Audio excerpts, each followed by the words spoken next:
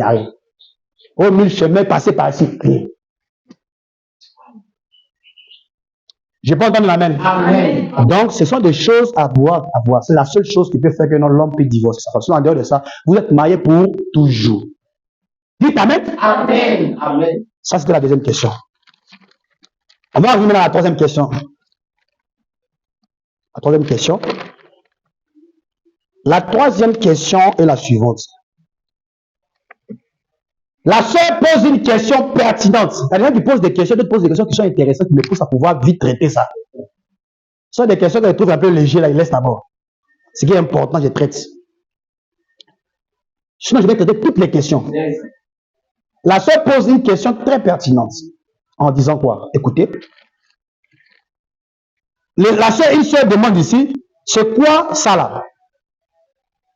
Les alliances là, c'est quoi?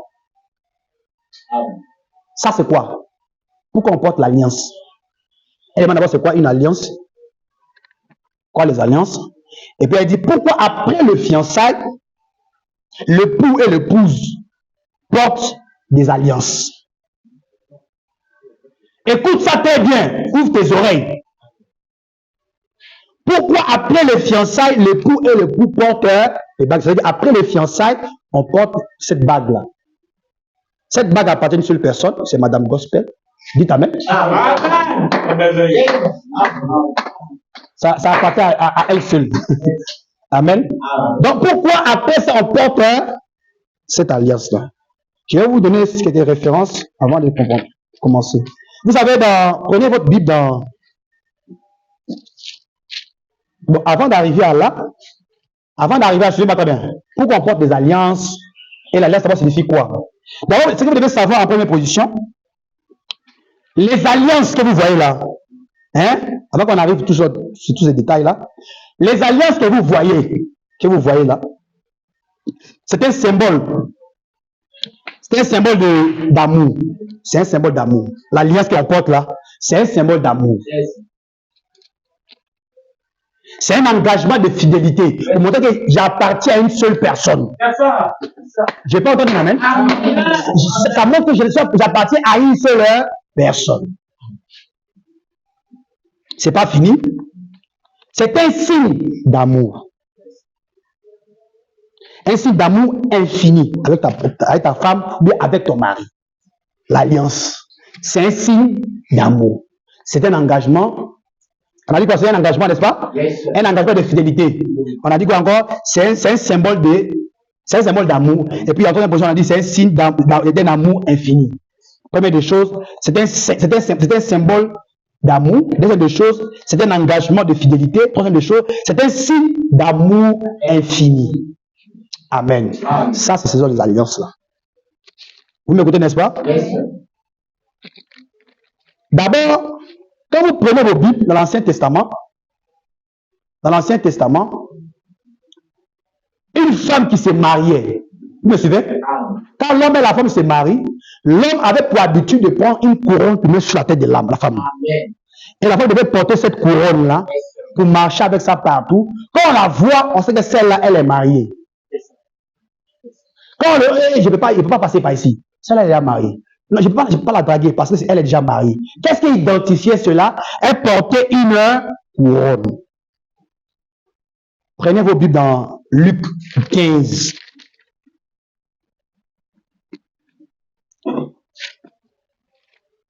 Pourquoi on ne parle d'abord de ça depuis là-bas? Parce que je vais vous faire comprendre un certain nombre de choses. Vous me suivez, n'est-ce pas? Amen. Amen. Est-ce que vous me suivez? Amen. Luc chapitre 15.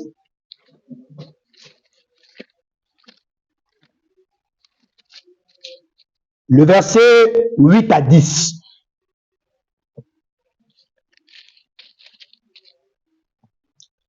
Luc chapitre 15. Envoyez-moi de l'eau.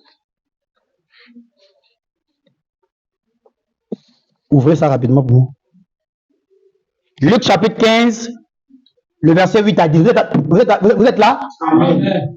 Vous êtes là? Amen. Le verset 8, je commence. Écoutez ce que la Bible dit. Ou quelle femme, si elle a 10 drachmes et qu'elle en perd c'est ça non? Je réponds.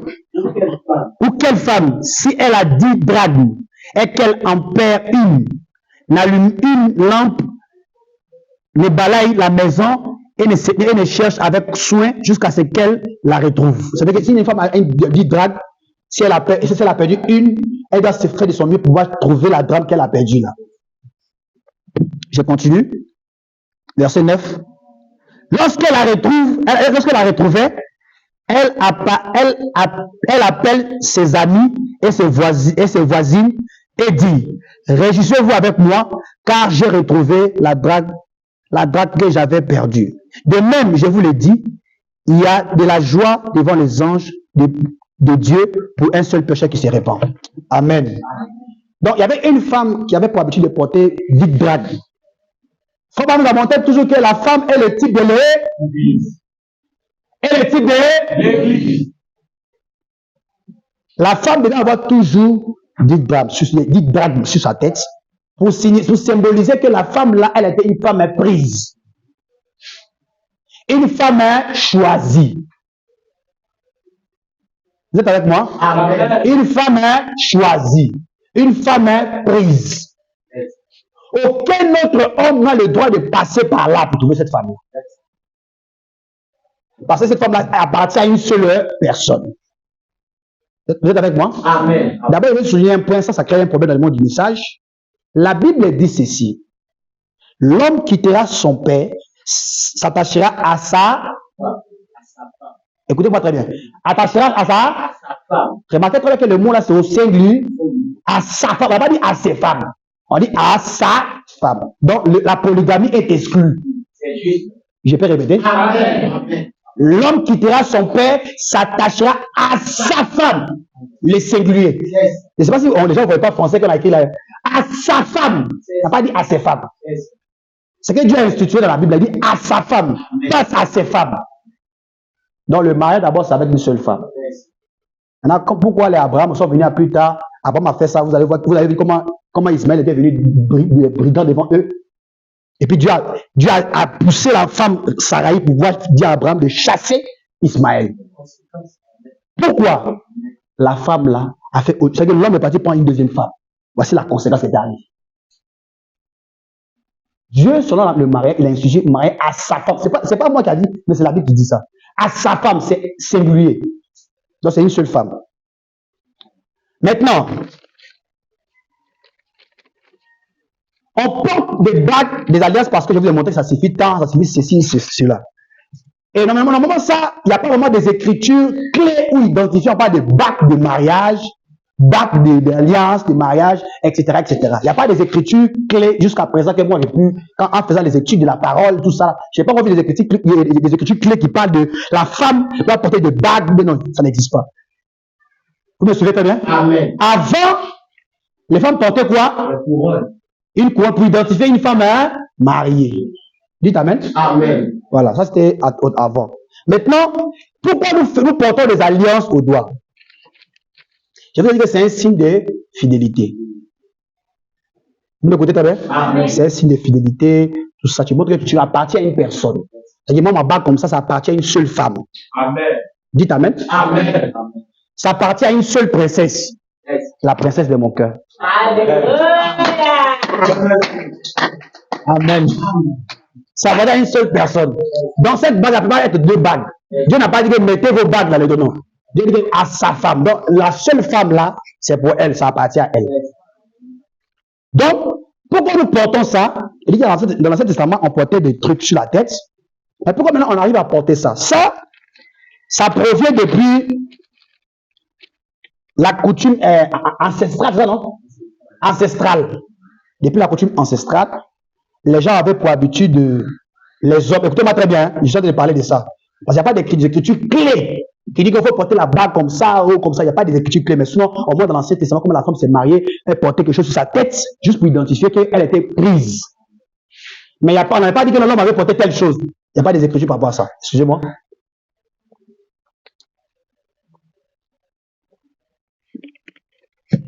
Donc, depuis la coutume en question, on a pas l'habitude de porter des alliances. Quand on parle d'alliance, on fait allusion à l'anneau du mariage.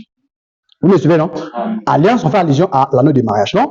Depuis la coutume, depuis les temps anciens, ils avaient instauré cette histoire de bague de mariage, qui le prophète, quand il est venu, s'il avait condamné ça, on allait arrêter. Mais le prophète n'a pas condamné ça. Vous suivez ça très bien d'abord. Ce sont des exemples terre à terre que vous devez comprendre. Il n'y a pas des écritures clés qui parlent de ça. Sinon, dans la Bible, on parle d'une femme d'avoir une couronne qui identifie qu'elle est mariée. Mais l'homme, il n'y avait pas de trucs. Selon l'homme, c'est la femme qu'on mettait ça sur la femme. Vous montrez que la femme, là, c'est ma femme. Amen. Depuis ces temps anciens là, les gens ont pour habitude même de le faire. Selon l'Égypte ancienne, selon tout ceci est selon l'Égypte ancienne, c'est-à-dire l'Égypte antique, l'antique grec. Selon l'Égypte antique grecque, les gens avaient pour habitude de faire des emplacements d'alliances.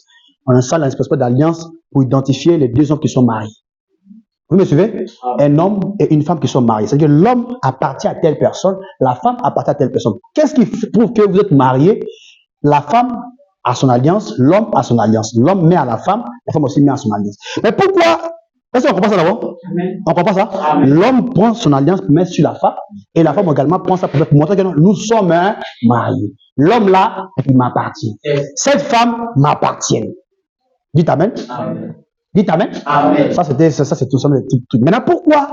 Vous devez savoir pourquoi on met la bague ici. Pourquoi on met la bague ici? Il n'y a pas des écritures clés. Pourquoi on met la bague ici? D'abord, ces 5 doigts que vous voyez là, vous me suivez très bien? On se comprend très bien? Ces 5 doigts que vous voyez, les 5 doigts que vous voyez là, ça identifie 5 aspects des choses. Vous suivez ça très bien. Les 5 doigts sont comme ça, n'est-ce pas? Vous me suivez? C'est comme ça. Quand vous voyez les 5 doigts là, le 2 là, le pouce, c'est ça non? Le pouce que vous voyez, le pouce que vous voyez là, sont nos parents. Parce que chaque acte est symbolisé. Pourquoi on met les bagues ici? Je vais vous montrer pourquoi on met les bagues là. Le pouce ici, c'est nos parents. C'est comme ça, il est là comme ça. Un jour, l'homme ou la femme est appelé à quitter ses parents. N'est-ce pas vrai? Automatiquement, le pouce ça tombe. Vous me suivez? Amen. Donc, il reste quoi? Il reste le 2 là. Hein? Le pouce, l'index, n'est-ce pas? Yes. Donc, l'index, c'est qui? C'est tes frères et tes soeurs. L'homme quitte ses parents et quitte son père et sa mère. Il ne quitte pas seulement ses parents et sa mère, il vient quitter aussi qui? Ses frères et ses soeurs, qui est l'index. Automatiquement, on arrive à quoi? Au majeur. Mais majeur, on reste le majeur, on vient d'avoir automatiquement ici. D'abord, pourquoi le majeur? Ici, le majeur, c'est-à-dire que c'est la femme qui arrive à un niveau de maturité, l'homme qui arrive à un niveau de maturité. On ne parle pas de majeur. Une femme et un homme qui se décide de se marier, qui décide de vivre ensemble, pardon. Quand ils décident de vivre ensemble, automatiquement, comme ici, c'est les majeurs, ils prouvent qu'ils sont mariés, ils ont laissé leurs parents, leurs frères, leurs soeurs, automatiquement, ils sont devenus majeurs pour être ensemble. Vous me comprenez? Amen. Pour devenir ensemble. Maintenant, quand ils deviennent ensemble ici, qu'est-ce qu'ils font? Automatiquement, il y a ce qu'on appelle, comme ils veulent être ensemble, il y a ce qu'on appelle un anneau de fiançailles. Comme, il faut même pas de ça, pas d'anneau de fiançailles. Il faut pas qu'on peut mettre bague de fiançailles. Il faut pas de ça, il y a des situations ici. Il dit qu'on peut mettre des bagues de fiançailles. Mais on met la bague de fiançailles où? Ici. Bon, ça c'est selon notre coutume. Il n'y a pas des écritures clés qui disent qu'on a porté ça forcément ici. On se comprend très bien? Il n'y a pas d'écriture clé qui dit, sœur, porte ça ici. Frère, porte ça ici. Il n'y en a pas d'écriture clé. Ici, les gens sont majeurs. Les deux veulent vivre ensemble. L'homme et la femme, ils s'unissent. Et ils sont fiancés, mais ils ne sont pas encore mariés. Vous me suivez, n'est-ce pas? Amen. Fiancés, pas mariés. Ça, c'est la coutume ancestrale. Maintenant, quand on finit dans le majeur, on vient ici quoi? L'aduleur. L'aduleur, les scientifiques démontrent que on met cette bague ici. Parce que fois, on parle aussi des scientifiques, n'est-ce pas? Et dit, on met cette bague-là ici parce que il y a une veine qui quitte ici, qui est liée au cœur. Donc, ça veut dire que c'est une veine, c'est une doigt d'amour. C'est un doigt d'amour. Voilà pourquoi les bagues là, nous devons les placer là. Pas selon les Écritures, mais selon le truc normal qu'une fois madame est venue trouver, et une fois madame n'a rien dit là-dessus. Vous me suivez, n'est-ce pas? Amen.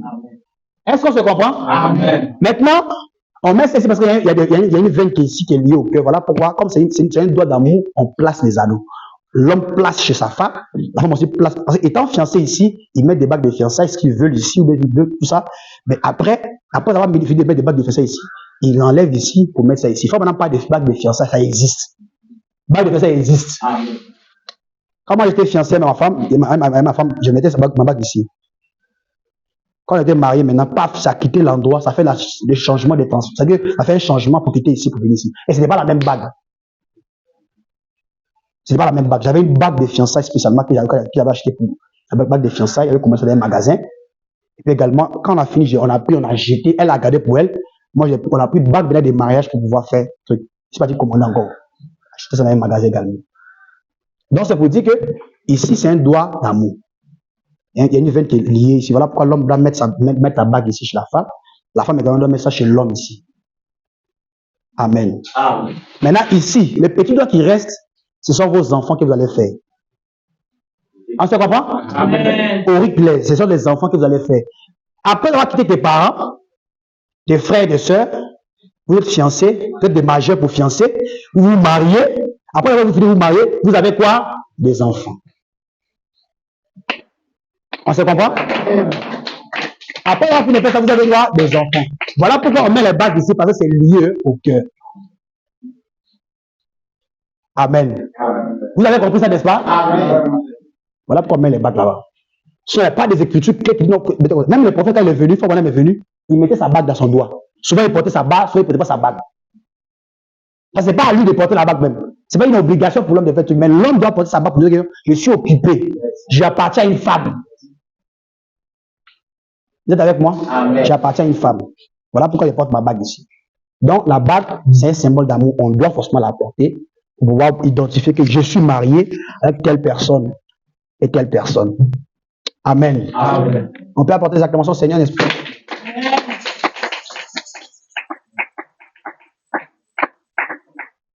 Amen. Dans le pouce, l'index, les majeurs, l'annulaire et l'auriculaire. Tous ces aspects-là sont les doigts qui sont liés à des choses. Ses parents, ses frères et sœurs, vous êtes fiancés, vous êtes devenus des majeurs, vous êtes fiancés. Après, vous êtes maintenant mariés. Après, vous avez vos enfants pour vivre dans votre foyer. Parce que l'homme a été appelé à vivre avec sa famille. Un homme, comme on voit souvent à Abidjan ici, un homme, 35 ans, 40 ans, 50 ans, il dort juste au salon. Il ronfle. Oh. Matin, il dit, maman, donne-moi foufou. Donne-moi placali. Donne-moi, il n'a pas honte. Il fait les enfants là. Il n'a pas marié quelqu'un. Il n'a rien fait. Il fait les enfants. C'est que lui, il est là, juste pour, c'est-à-dire qu'il lui pousse brouette. Et il fait les enfants. Ces esprits-là ne doivent pas exister ici. Écoutez très bien. Comme on a dit qu'un jeune homme, comme on montre l'âge à laquelle un homme peut se marier. Il dit à l'âge à laquelle un homme peut se marier, il dit c'est la prédication l'orgueil, paragraphe 14. Il dit l'âge à laquelle l'homme peut se marier, c'est à l'âge de 23 ans. À l'âge de 23 ans.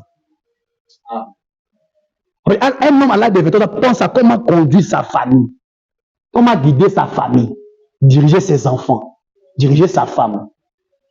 Mais toi, tu es là, tu es assis là, tu manges foutou, tu manges ceci, tu grossis, tu fais rien. Tu te promènes, toi, tu veux faire Faro à Abidjan. Parce que quoi, tu n'as pas. La parole te dit de te marier.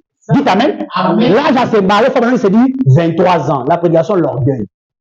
Paragraphe 14. Donc, si toi, tu as déjà dépassé 23 ans, il faut dire que non, Seigneur, actuellement, je suis un rétrograde. Je ne vis pas ta parole. Les frères, je n'ai pas entendu la même. Je n'ai pas entendu la même. Les frères, je n'ai pas entendu la même. Vous êtes des rétrogrades. Tu as 23 ans, tu es assis chez tes parents, tu es assis, on te prépare foufou, sauce arachide, tu es assis, tu manges, tu grossis. Ça te dit rien.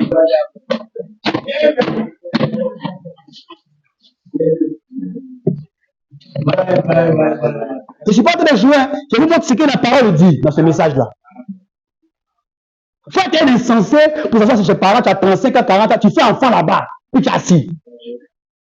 Tu es là, tu t'en fous et tu sors quand tu veux, tu sais que tu te promets, tu cherches des femmes comme tu veux. C'est dangereux.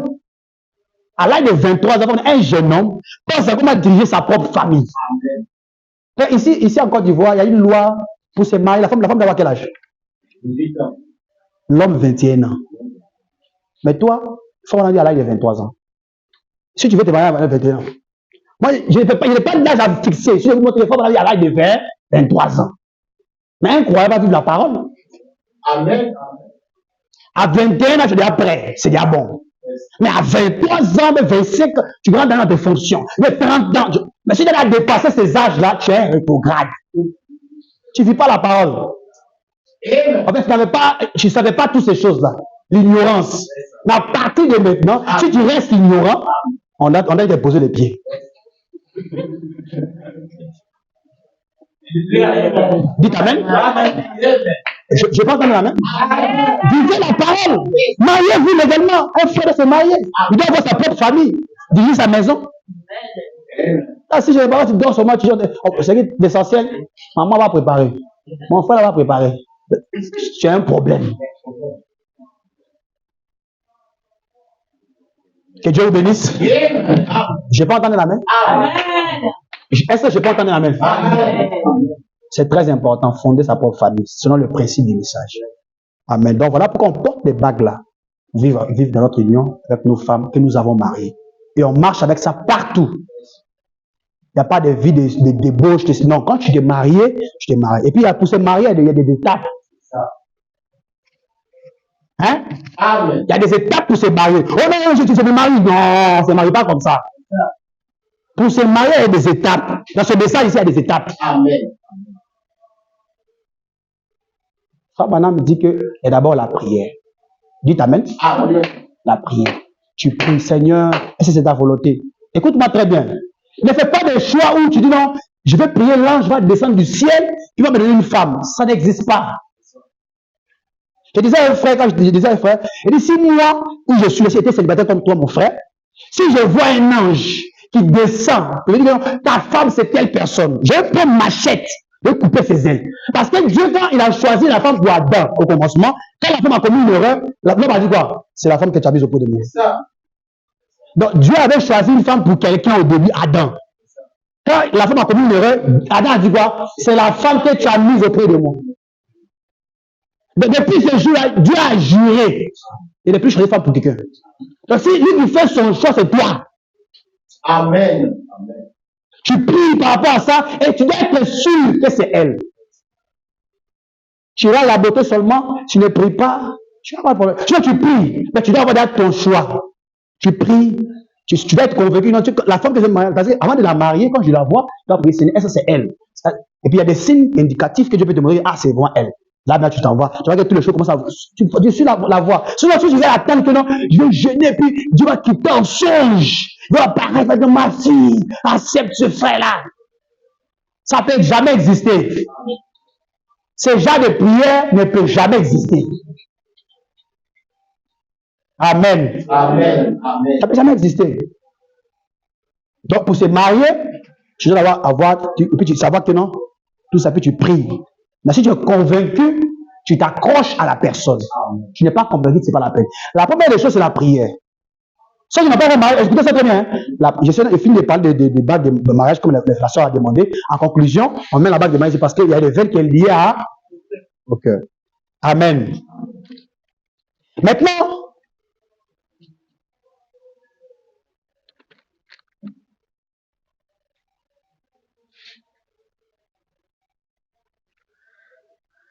Maintenant, pour se marier, il y a des étapes, comme je disais.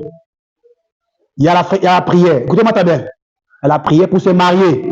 Un frère vient te fréquenter, tu ne sais pas, tu ne maîtrises pas, tu veux savoir, comme la soeur a posé la question concernant les fiançailles, je suis en train d'introduire ça maintenant. Pour se marier, Frère Branham dit il y a la prière. Après avoir fini de prier, l'homme et la femme commencent à se fréquenter. Mais avant que l'homme ne puisse prier, c'est-à-dire que quand il a vu la soeur, il a vu le frère, il vient me voir. J'observe. Il dit, ah d'accord, tu as fini de prier. D'accord. Je vais partir voir la sœur. Tu ne dis rien à la sœur. Amen. Amen. Si tu dis et puis j'entends, je bloque tout. Tu vas rester célibataire toute ta vie. Si j'apprends que tu ne peux pas voir la sœur, c'est que toute ta vie tu vas rester célibataire. On ne veut pas de deux hommes. Amen. Tu vois la sœur, ah, d'accord. La sœur là, d'accord, donc. Faut aller prier. Je vais poser à la sœur, puis on va verra. Sœur, le frère là, il veut ceci. Maintenant, si la sœur aussi, elle est parfaite, elle doit partir prier. Si elle dit seulement oui, c'est son problème. Si elle ne va pas partir prier, c'est son problème. Tout dépend d'elle. Mais quand ça va prier, si elle est convaincue, si elle dit oui, on commence la fréquentation. Après la prière, maintenant, tu as prié, elle aussi a prié, on vous met en fréquentation. C'est-à-dire, la fréquentation, c'est quoi? Quand on parle de la fréquentation, on fait allusion où l'homme et la femme s'étudient. Tu dois savoir qu'est-ce que ma femme aime, qu'est-ce que l'homme aime, qu'est-ce qu'elle n'aime pas. Tout ça, vous allez savoir. Quel est son caractère, sa nature, tout ça dans fréquentation. Tu vas savoir tout ça là. Il y a des femmes qui font même des trucs pièges pour voir qui est l'homme qui est marié. Elle fait des choses même pas possibles pour voir quel est l'homme qui veut marier. Comme il y a une soeur, elle disait, elle voulait partir avec, c'est un Europe là-bas, elle était en fréquentation avec un frère, rendez-vous avec le frère pour se croiser à tel endroit. Le frère a fait exprès. Il était déjà là, il me dit non, je ne suis pas encore là. La soeur elle est arrivée. Elle dit, tu es où frère? Oh non, je ne suis pas encore arrivé, je suis en route. Oh, le frère était déjà à côté. La soeur dit, ah, tu n'es pas encore venu. Moi, il a dit au pasteur, il va arrêter la fréquentation en même temps. Ah, une soeur comme ça, immature comme ça là. Immature, elle ne peut pas se marier, elle doit rester célibataire. Elle va rester la grand-mère de célibataire.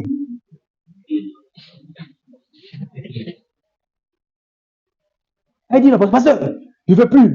Les fois là, il ne veut pas. Aïe! Les fois, elle a été testée. On n'a pas dit qu'il faut exagérer avec les tests là. Hein. Mais il y a des gens qui prennent les choses mal. On dit, tant et puis, ils vont fabriquer pour eux. Vivez normalement, sois toi-même. Elle est elle-même. Et Dieu vous bénira.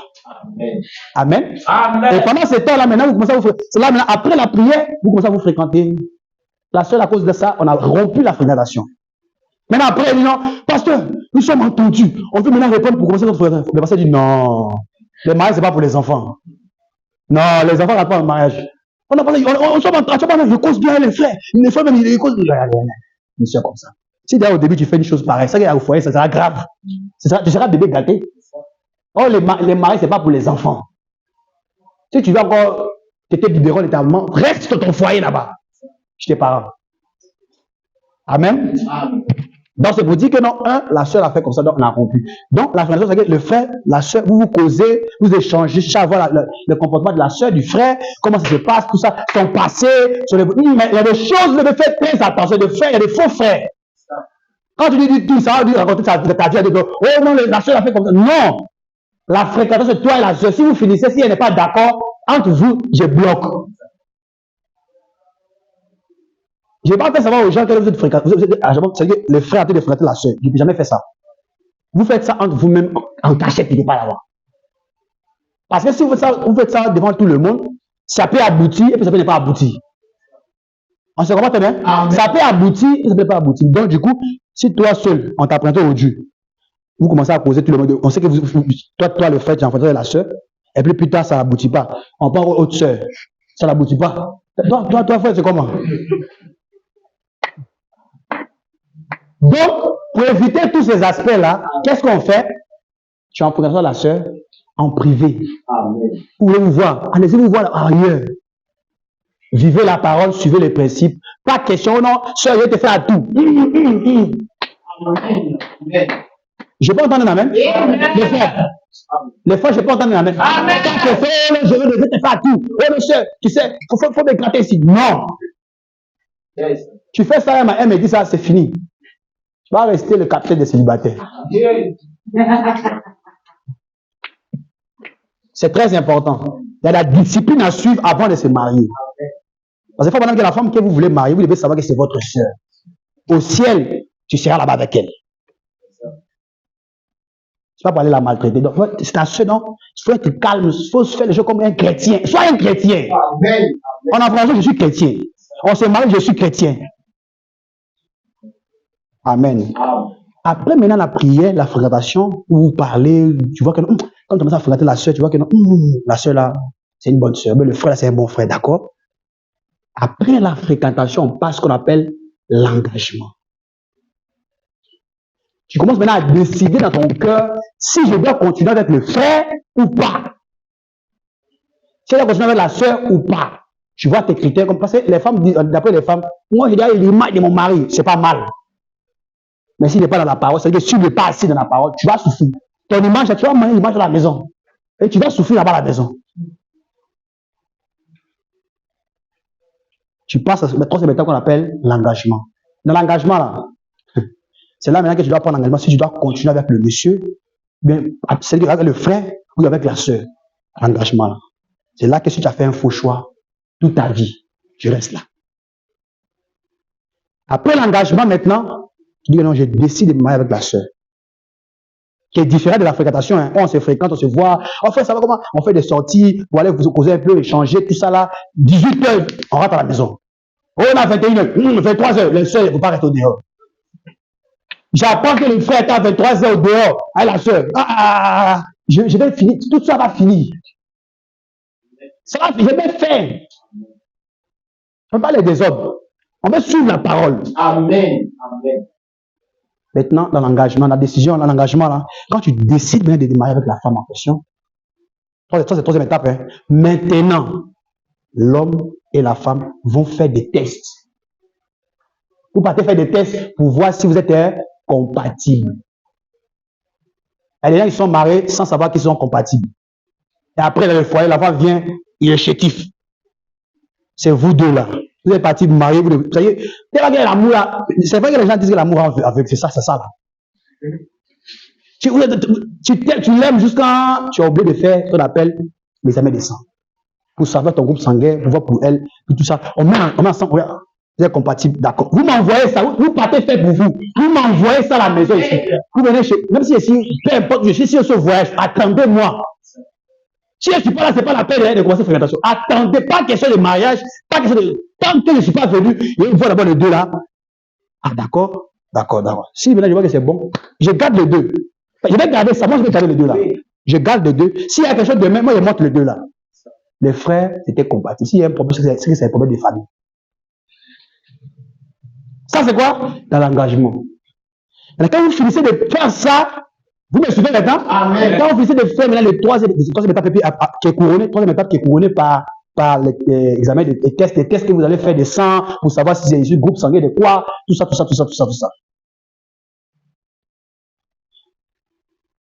Moi, par exemple, je suis O+. Moi, ma femme est B+. On est compatibles. Amen. Mais toi, frère, tu t'arrêtes de marier, tu ne sais même pas qu'il y a des problèmes. Ça, il y a un problème d'assurance. Et puis quand vous partez maintenant, vous rentrez là-bas. Maintenant, après l'engagement, là, vous rentrez dans la quatrième étape qu'on appelle le vœu du mariage. C'est là que l'homme doit faire le vœu à cette femme-là que je vais te marier. Et puis, ce n'est pas des vœux fabriqués. Tu es la lune, tu es les étoiles. Non. Frère Madame nous a montré les principes. Comment exprimer ce que vous devez finir. Pour que votre vœu soit vraiment légal, il y a des choses à exprimer. Si vous êtes dans les fiançailles, vous allez voir ce que j'avais exprimé, les trois règles majeures. C'est ce que Madame m'a dit. Ils ont la prédication, j'ai oublié la prédication là, entre le mariage et le divorce, quelque chose. L'os de l'agneau, 1962. Quand on parle de ça, il dit que l'homme a 3 promesses à dire à la femme doit aussi dire 3 promesses. Si vous dites les 3 promesses, vous êtes liés pour l'éternité. Il dit que le mariage, ce n'est pas de porter des robes, ni porter bague, non. Surtout, frère Isaac peut porter bague, c'est un célibataire endurci. Hein? Mais, qu'est-ce qu'il fait de lui un marié? Le vœu qu'il prononce à la sœur. Et la sœur se dit la même chose. Au ciel, vous devez être là. Vous êtes mariés. Il n'y a pas de mariage. Vous êtes déjà marié, vous êtes là. Vous êtes déjà marié. Maintenant, on attend les juges du mariage pour faire les robes. Même si vous n'avez pas encore porté des robes de mariage, vous êtes mariés. Il faut que les vœux là se fait devant la chair. Tu te caches chez toi à la maison, dans une boutique là-bas, dans un supermarché, tu fais comme les blancs. Tu sais, je t'aime. Ça, c'est ton problème avec toi. Tu dois venir faire ça ici, devant l'hôtel. Il faut maintenant me dire que tu devais faire ça devant l'hôtel, devant la chair. 3 promesses à la sœur, elle a fait 3 promesses. Après ces 3 promesses, vous êtes déjà mariés. On attend le jour du mariage maintenant. Et le jour de la célébration, les mêmes paroles vous devez reproduire ça quand vous allez faire rentrer vos balles. Voilà pourquoi dans l'engagement, quand vous déjà fiancé, dans l'engagement, après la fréquentation, vous décidez de vous engager pour marcher ensemble, vous faites des vœux. Dans le vœu là, c'est le vœu de fiançailles où tu mets la bague à la femme. L'homme aussi met la bague à la femme. Fiancé pour vivre ensemble. Mais le vœu du mariage encore, vous avez fait encore le vœu pour vivre éternellement. Amen. Amen. Quand tu finis de faire ce vœu-là, si tu as porté robe de mariage, tu n'as pas porté robe de mariage, vous êtes mariés. Les robes de mariage sont des choses, de formalité, c'est tout. Aller à la mairie, ça c'est tout ça, c'est des distractions. Ce qui est important, c'est ça. Je n'ai pas dit qu'il ne faut pas partir, hein, parce qu'il y a des gens qui comprennent très mal. Il faut partir.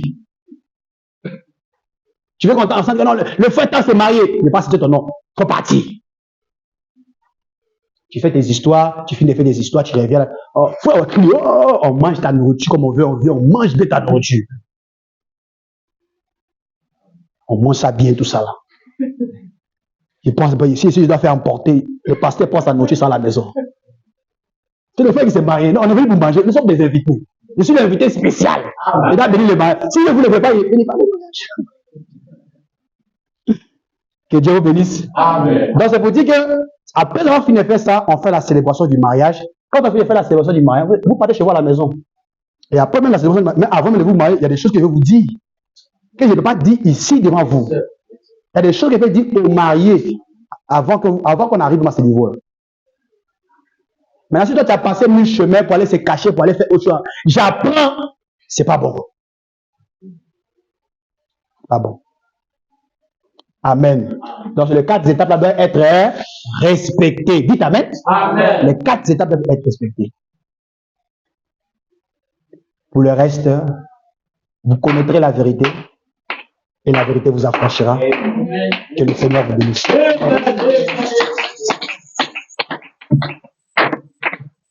On va se lever.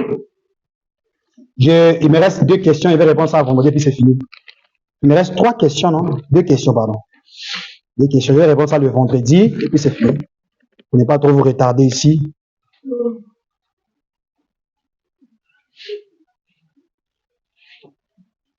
Il me reste 2 questions. Voilà, 2 questions. Je vais répondre ça le vendredi. Amen. Est-ce que vous avez compris ces questions-là? Est-ce que vous avez compris ces réponses-là?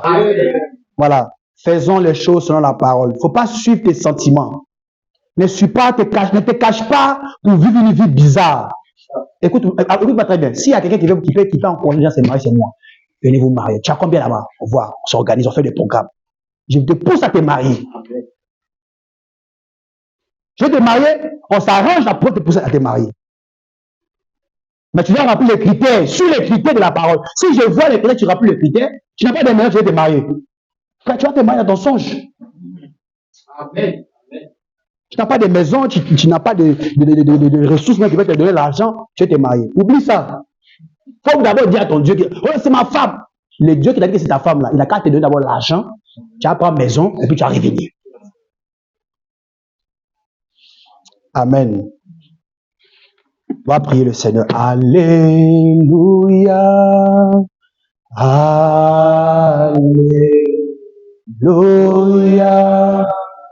Oh oui.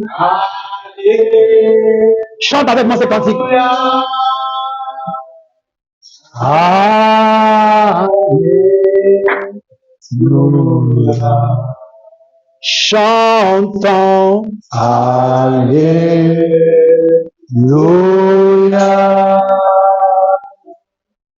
Alléluia. Oh oui. Alléluia. Alléluia. Oh oui.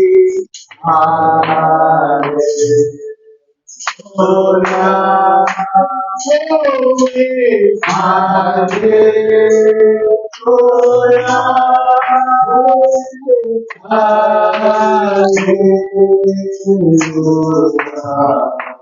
Oh oui.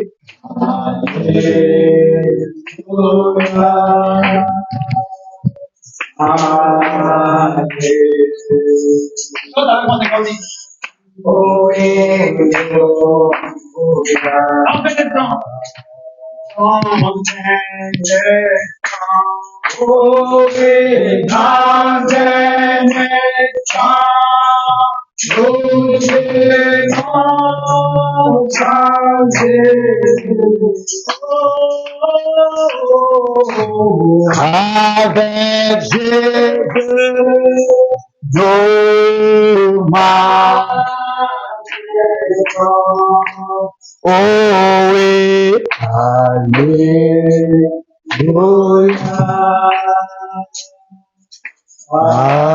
Alléluia.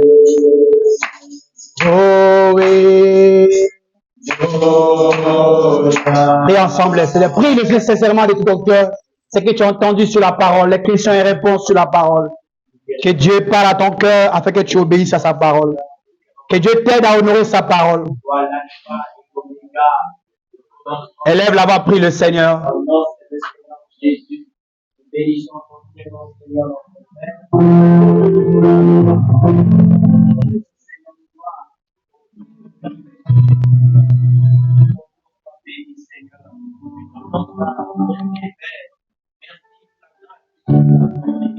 Merci Seigneur Dieu.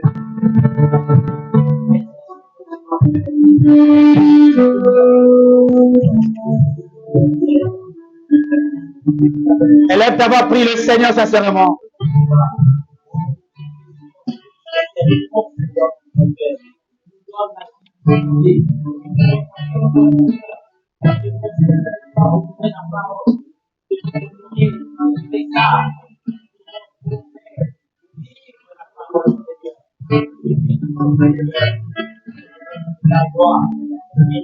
Élève ta voix, prie le Seigneur.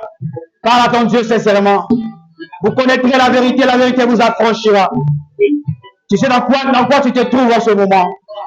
Tu sais dans quoi tu te trouves en ce moment, mon frère.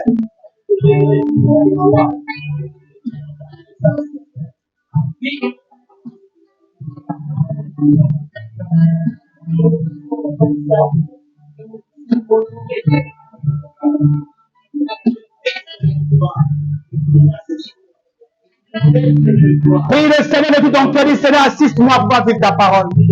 Je veux vivre ta parole, mon Seigneur. Je veux vivre ta parole, Seigneur. Je veux obéir à ta parole, Seigneur. Si je n'ai pas encore consacré ma vie au Seigneur, me voici devant ta présence.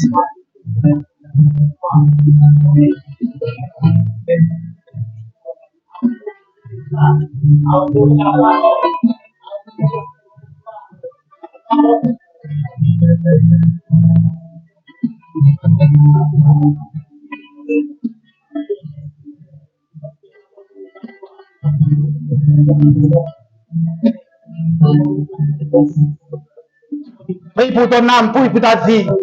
Que Dieu te positionne. Les questions et réponses, c'est pour te positionner. T'amener à comprendre, à savoir comment vivre.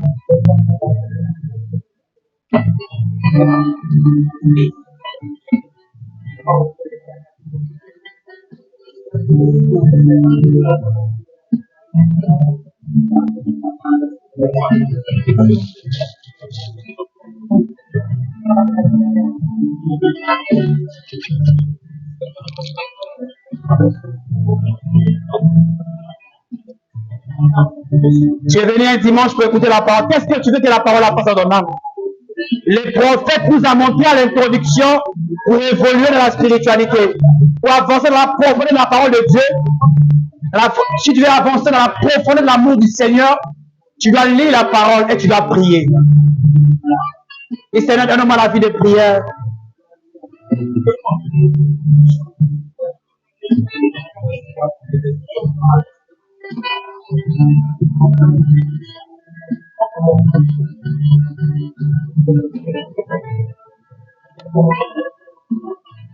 Parle à ton Dieu sincèrement, mon frère, ma soeur.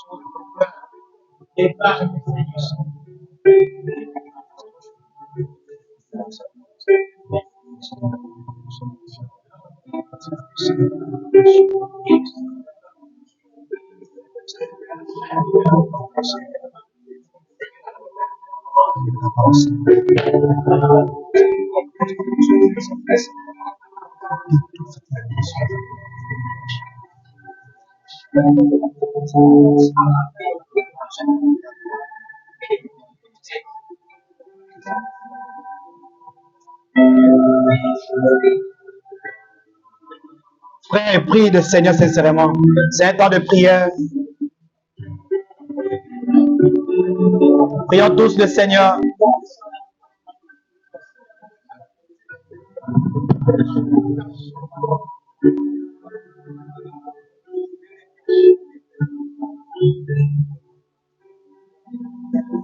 Oh Seigneur Jésus, laisse que ta main puissante soit avec nous, Seigneur. Sur le chemin des batailles, nous voulons être avec toi, Seigneur Dieu.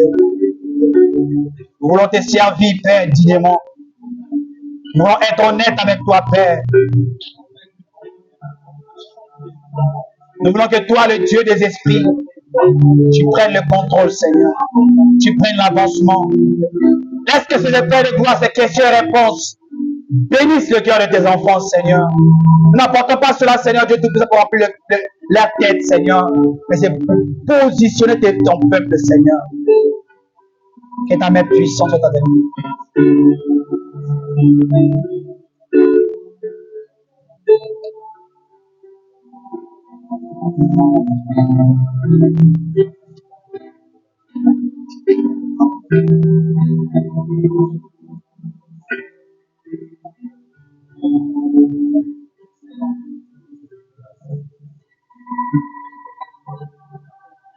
Pour la victoire à tes enfants, Seigneur, ce matin. Apporte la solution à ton peuple ce matin.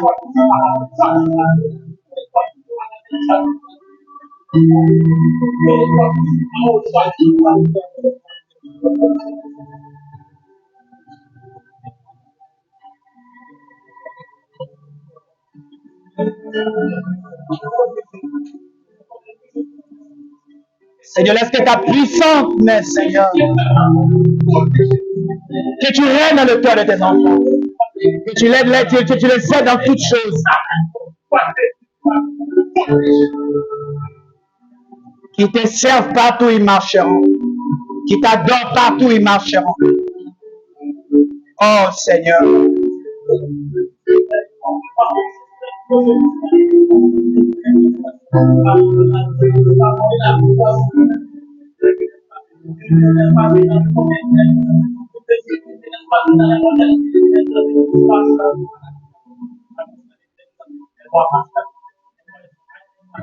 où tu sais que tu as baissé avec le Seigneur, dis Seigneur, aide-moi à me relever. Le diable veut me prendre.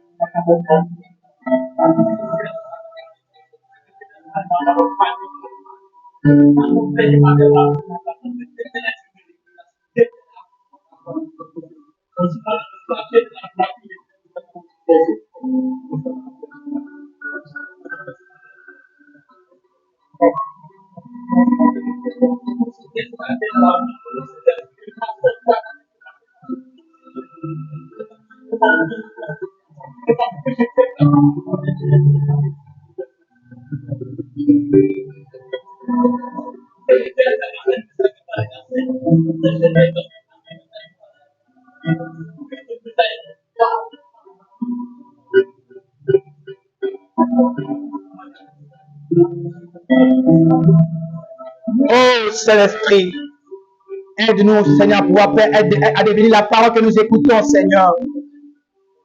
Le monde tire à sa fin.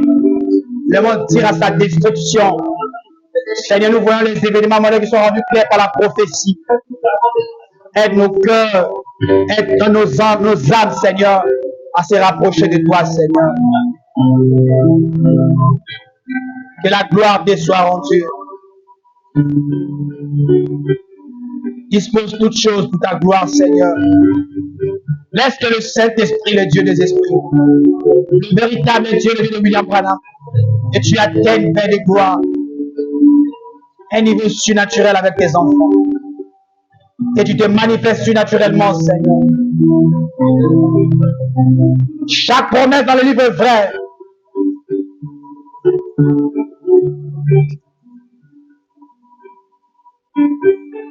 Aide ceux qui veulent avancer, Père de gloire, qu'ils avancent. Ceux qui veulent le salut, qui reçoivent le salut. Ceux qui veulent de l'argent, puissent recevoir de l'argent. Ceux qui veulent se marier, puissent recevoir se marier.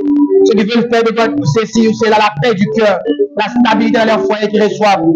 Je prie de tout mon cœur. Que toi, le Dieu des esprits,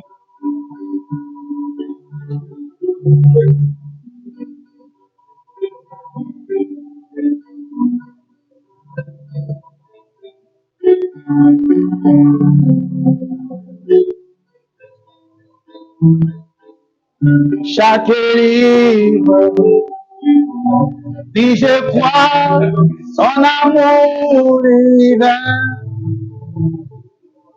Chaque promesse dans le livre est vraie.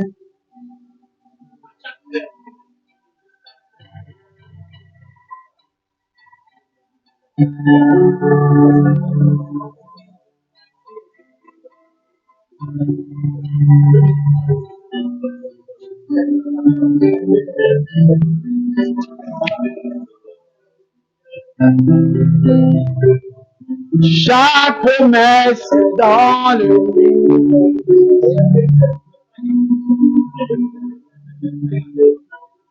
Prie pour ton âme, prie pour ta vie, prie pour ton évolution spirituelle.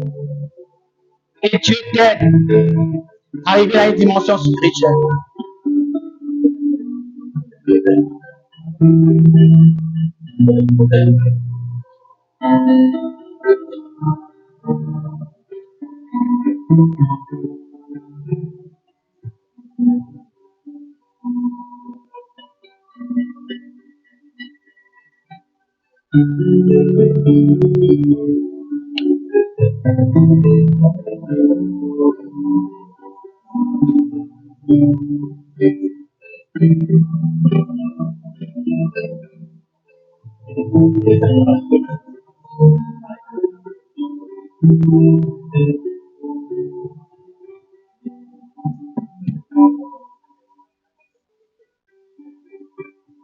S'il y a quelqu'un ce matin qui sait que son cœur, la parole l'a touché, dès qu'il puisse marcher avec le Seigneur de toute sa vie, et tout son être, qu'il obéisse à la parole de Dieu, qu'il élève la main seulement, je vais prier pour lui. Que l'ange du Seigneur l'accompagne partout où il marchera. Qu'il obéisse à la parole de Dieu partout où il sera. Il veut être avec le Seigneur dans toute sa vie. Qu'il élève sa main.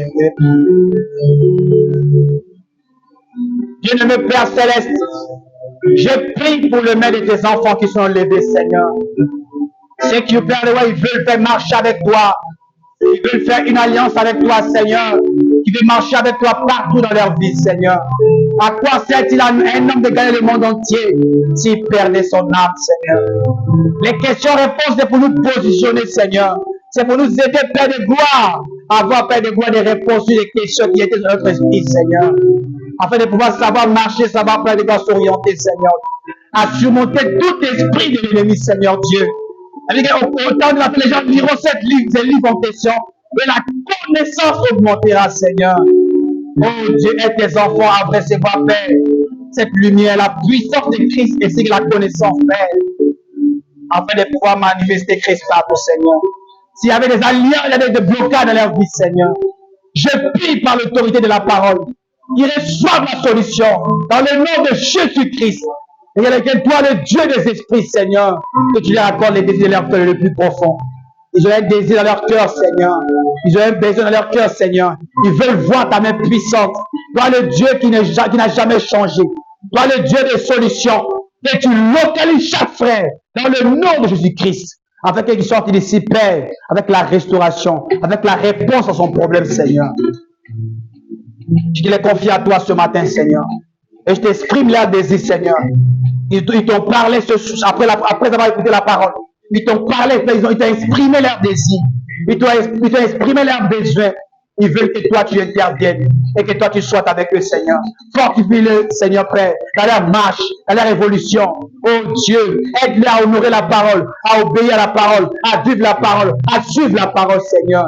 Ils veulent s'accrocher davantage avec toi, Seigneur. Ils veulent évoluer avec toi, Seigneur. Eux-mêmes, ils ne pourront pas arriver, Seigneur. Mais avec toi, ils pourront arriver, Père. Voilà pourquoi j'implore ta grâce, avec que toi tu interviens dans leur vie, dans leur marche, dans leur évolution, afin que la gloire, la louange ne soit jamais rendue, Seigneur. Bénis leur vie, Seigneur. Bénis leurs activités. Bénis l'ouvrage de leurs mains, Seigneur. Ce qu'ils font, Seigneur Dieu. Remplis-le du Saint-Esprit. Accorde à ceux qui n'ont pas le Saint-Esprit parmi eux, Seigneur. Qu'ils reçoivent le Saint-Esprit au nom de Jésus-Christ. Que la lumière blanche rentre dans leur cœur, Seigneur. C'est qui produisent les œuvres de Christ, Seigneur Dieu. Afin que partout ils passeront, Père de gloire. Ils montrent, Père de gloire, ils montrent la marque de distinction dans leur vie, Seigneur Dieu. Merci, Seigneur, pour ce matin. Que la gloire te soit rendue, que la louange te soit rendue, que la majesté te soit rendue au siècle des siècles et que les acclamations te soient rendues ce matin, Seigneur. Merci, Seigneur. Que te ressemble pour toujours. À toi seul la gloire, la louange, la majesté au siècle des siècles. Bénis ton peuple. Bénis les enfants de William Branham. Bénis le poudre de le monde entier, Seigneur. Bénis tes serviteurs qui ont apporté la parole ce matin. Pour avoir fini, Père, ils sont fatigués. Laisse-toi l'ange du Seigneur, tu te souviens d'eux, Seigneur. Et les relever les forces, Seigneur Dieu Tout-Puissant. Père de gloire, pense, Père de gloire, à tout un chacun qui a Père de gloire, des ambitions, des réalisations. Et toi, tu fasses que ces réalisations rentrent en scène. Dans le nom de Jésus-Christ, ainsi prier, Seigneur. Bénis-nous que tu as Père de gloire d'une manière surnaturelle, en puissance, en parole, en révélation, en onction, Seigneur.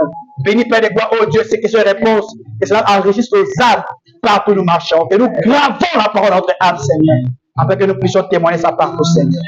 À toi, c'est la gloire, la louange, au nom puissant de Jésus-Christ, ainsi prier. Amen. On peut apporter les acclamations, Seigneur.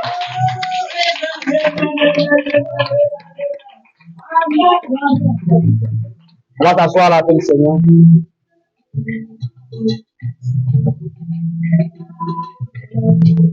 Que le nom du Seigneur soit béni. Que le nom du Seigneur soit béni. Et Dieu vous